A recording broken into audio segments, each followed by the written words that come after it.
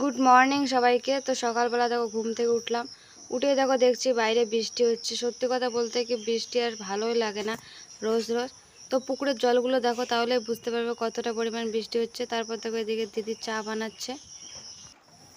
তো তারপর দেখো খাচ্ছি দই মুড়ি, আর বৃষ্টিটা দেখো অনেকটাই কমে গেছে। খাওয়া দাওয়ার পর দেখো শুয়ে আছি। তারপর বৃষ্টিটা কমার পর গিয়েছিলাম পুকুর পাড়ে। তো পুকুর পাড়ে গিয়ে দেখে দেখো পুকুর পাড়ের কি অবস্থা, একদম গাছ ভেঙে গেছে, পুকুর পাড়টা ভেঙে গেছে। আর পুকুর থেকে কিন্তু অনেকগুলো মাছও বেরিয়ে গেছিলো। তো এখন দুপুরে গেছে, দিদি বললো আম কাটতে, তাই দেখো আম নিয়ে বসে গেছি। দেখো ঝুড়িতে আম রাখা আছে।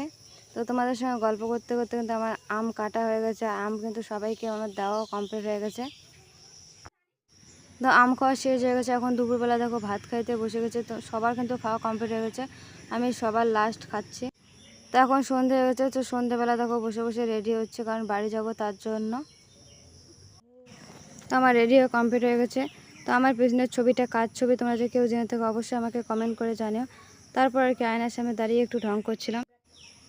তারপর দিদি বাড়ি আসতে দিল না, তাই আমার ভাগ্নের সঙ্গে বসে বসে গল্প করছিলাম। আর ওকে দেখো ভিডিওতে নেবার জন্য ও কীরকম করছিল, মানে বালিশ দিয়ে মুখ ঢাকছিল। তো ভিডিওটা এইটুকুই, তোমাদের কীরকম লাগলো অবশ্যই কমেন্ট করে জানিও।